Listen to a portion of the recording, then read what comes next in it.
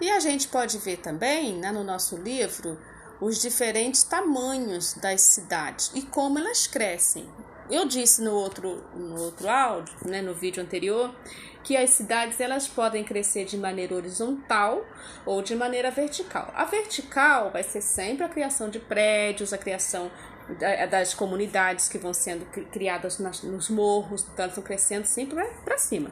E tem as criações, né, que se dão de maneira horizontal, como as próprias. Se você for analisar nossos próprios bairros, você vai ver aqui, vamos dar um exemplo da nossa comunidade aqui, a Dona Marta, né, que é bem perto da escola. As ofertas e serviços que tem ali. Se você for analisar como que ela cresceu de maneira vertical, sim. Mas você passa aqui, por exemplo, você vê que já tem uma praça, né? Se tem uma praça ali que a gente fala Praça da Comunidade, a gente tem a criação do PSF, que hoje é chamado de Estratégia de Saúde da Família.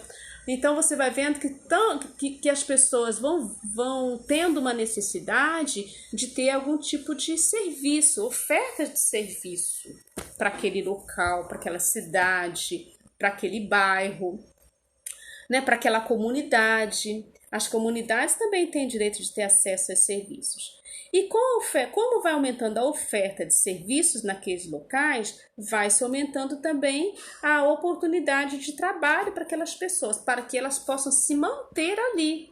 A gente viu lá no começo da história, né, dos imigrantes, de como eles têm que sair de um lugar em busca de trabalho, né, em busca de melhor condição de vida, em busca de escola melhores para seus filhos. Isso eles fazem saindo do seu local de nacionalidade, procurando um local em outras cidades para se organizarem. E com isso, com essas construções, com essas cidades que vão crescendo de acordo com a população, vai se vendo então a necessidade de criar, por exemplo, se você tem crianças ali na comunidade, vai tendo necessidade de criar o quê? Escola para essas crianças, nos próprios arredores ali onde ela mora. As escolas vão sendo construídas ali, a fim de que essa própria família, essa criança se mantenha ali no seu próprio local de moradia e tenha tudo fácil, tudo, né, de um acesso mais fácil. A gente vê muitas pessoas falarem, né, que eu moro perto de tudo, isso facilita muito a minha vida, morar perto de escola, morar próximo a supermercado. Então, isso tudo são maneiras de uma cidade crescer de tamanho, né, diferentes tamanhos, que a oferta de emprego para as pessoas ali vai se dando, então as pessoas não precisam sair para procurar trabalho em outro lugar. Então, com isso, não só vai aumentando a possibilidade das pessoas ter sua vida organizada ali, como também as próprias famílias vão se reajustando ali e vão criando novos membros também. Não é? Uma família que gosta de um determinado bairro, quando ela se casa, ela quer continuar morando ali e vai formando sua família ali. Com isso, as cidades vão crescendo, né? É claro que existe as cidades planejadas e as cidades não planejadas, né? As construções de cidades planejadas, elas vão, com certeza, elas vão ter uma oferta melhor também de trabalho, de possibilidades. Por que isso? Uma vez que uma cidade se organiza, planejada, né? Ela vai ver ali, bom, vou criar aqui um determinado bairro, vai ter aqui uma escola. Se tem uma escola, tem que ter uma pracinha para essas crianças brincarem e para os pais também se encontrarem, conversar nas praças. O vovô das crianças também, né, que vai se juntar ali, se reunir na pracinha, ter ali uma mesinha com cadeiras a fim de que eles possam sentar e conversar. E também vai ter aquelas pessoas que pensam, como tem aqui na comunidade Dona Marta. As pessoas que de repente, vou colocar uma barraquinha de pipoca, que criança gosta de pipoca, vou trazer uma barraquinha de pipoca. Vou montar aqui uma barraquinha de cachorro quente.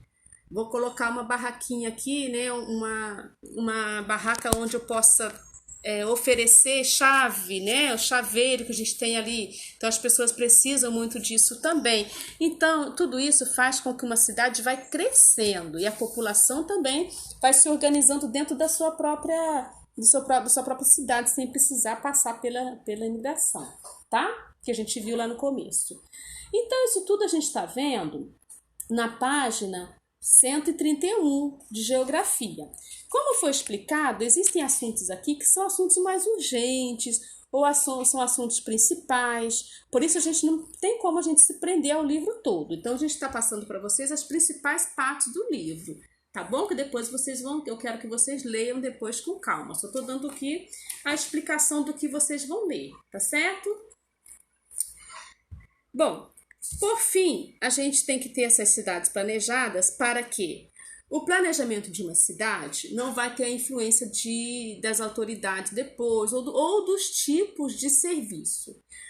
Por exemplo, uma comunidade que ela foi criada sem saneamento básico, sem aquela rede de esgoto canalizada direitinho, vai se criando uma coisa, né, de qualquer jeito, sem planejar, e aí as pessoas da própria comunidade, os próprios moradores vão sofrendo as consequências, como por exemplo as chuvas, né? Valões abertos. Então quando chove aquilo ali transborda de sujeira, sem o planejamento você não tem água encanada, então vai faltar água sempre naquela comunidade ou naquela casa. Sem o planejamento de uma rua, né, asfaltada, por exemplo, então fica difícil para as pessoas, depois de já terem as casinhas organizadas ali, fica difícil uma intervenção também, né, a fim de que possa ter um arruamento decente para que as pessoas possam morar sem nenhum perigo, né, com todas as seus direitos garantidos. Com isso vem construções depois, a gente pode ver também ali na comunidade a construção de bondinho, né? Tem o bondinho que fala, tem os teleféricos, né? Que às vezes funciona, às vezes não funciona, porque foi planejado? Foi, mas depois já de ter uma comunidade já montada. Então existem coisas que são difíceis de funcionar porque já foi criada sem o devido planejamento, tá bom?